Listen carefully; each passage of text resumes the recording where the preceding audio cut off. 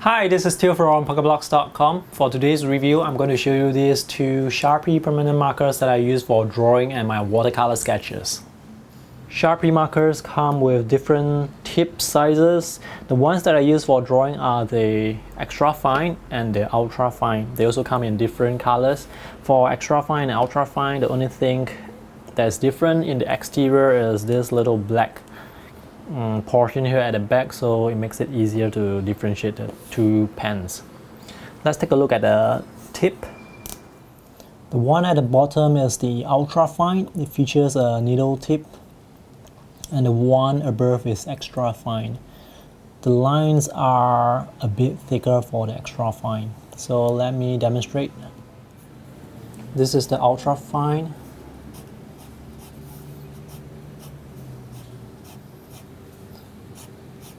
Because it's a marker, you get the characteristic blobs at the start and end point. The lines are quite thin. And this is extra fine. Extra fine is a bit thicker. And you can see that on this fine grain cartridge paper, it does give you a bit of a dry edge.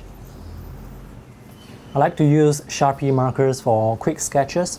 They have a tendency to bleed on the paper, so you cannot leave the tip on the paper surface for too long. If not, the ink is going to go through the paper to the other side. So let me do a very quick sketch from a photo reference. And because you have to sketch very quickly, the sketch often appears to be more spontaneous compared to, at least for me, it's more spontaneous compared to my pen and ink, those fountain pen drawings. So I don't really care about the lines being not straight enough. I just want it to be fast and spontaneous. Sharpie markers, they are permanent markers, so they dry. When they dry, they are waterproof, and you can use watercolor over them. They dry almost instantaneously, so this is very good for very quick watercolor studies if you want to do those.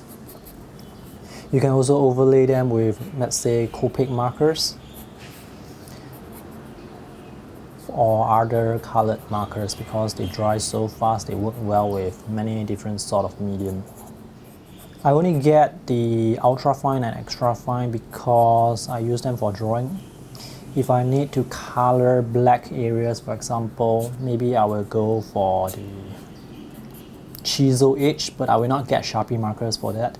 I will go for Copic markers, because Copic markers, they have chisel edge and the super brush tip.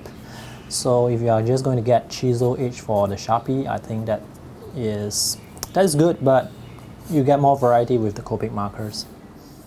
Maybe some clouds. Let me try and put some colors to show you that they are actually waterproof. So this is very nice. They dry almost instantaneously. You can use watercolor straight away after you lift up your pen. Another thing to note is Sharpie markers, they are not pigment based markers, so if you are going to spray fixative over it, the ink is going to break up into different colors and it's going to appear very ugly. So don't spray fixative over your Sharpie lines. As mentioned earlier, the markers come in different colors. For the black marker, the black is not exactly black. Black is more like 95% black. So let me compare it with a gel pen that I have here beside, and you can see the difference immediately. So the markers, they dry a bit lighter compared to this gel pen, which is really dark. This is a sketch that I drew a few weeks ago. I used Sharpie markers for this, and let me zoom in to let you see the characteristic blobs. So these are the blobs here. You can see here the blobs here, and these little curves here, you can see that there are blobs at the start and end of every line. Very characteristic of markers. And when I flip over to the other page, you can see that all these are actually the markers bleeding through this page. And this is a 200 GSM paper. Even when you use it with, let's say, 300 GSM paper, there is a tendency for it to bleed through. So when I'm drawing, I usually draw on one page. I really enjoy using Sharpie markers for drawing because they are very spontaneous. They force you to draw fast because you cannot linger too long on the page. If not, the ink is going to bleed through. And even if you don't linger, the ink is most likely going to bleed through as well. That is something to take note of. If you are using the markers with, let's say, a sketchbook, then this is going to render the next page almost unusable. The other thing to note is these are not pigment markers, so do not spray fixative over the lines. This will destroy your artwork, and also I'm not sure how light fast they are since they are not pigment markers. Usually when I'm outdoors drawing, I will bring about 2 or 3 markers out because there's no way to know for sure when the markers are going to dry up. These are very affordable markers. I buy them in boxes of 12. So if you want something that has a thinner line, go for the ultra fine. If you want something that is a bit thicker, go for the extra fine. These are the 2 markers that I would recommend for drawing. That's all for today's review. If you have any questions, feel free to ask me in the comment section below.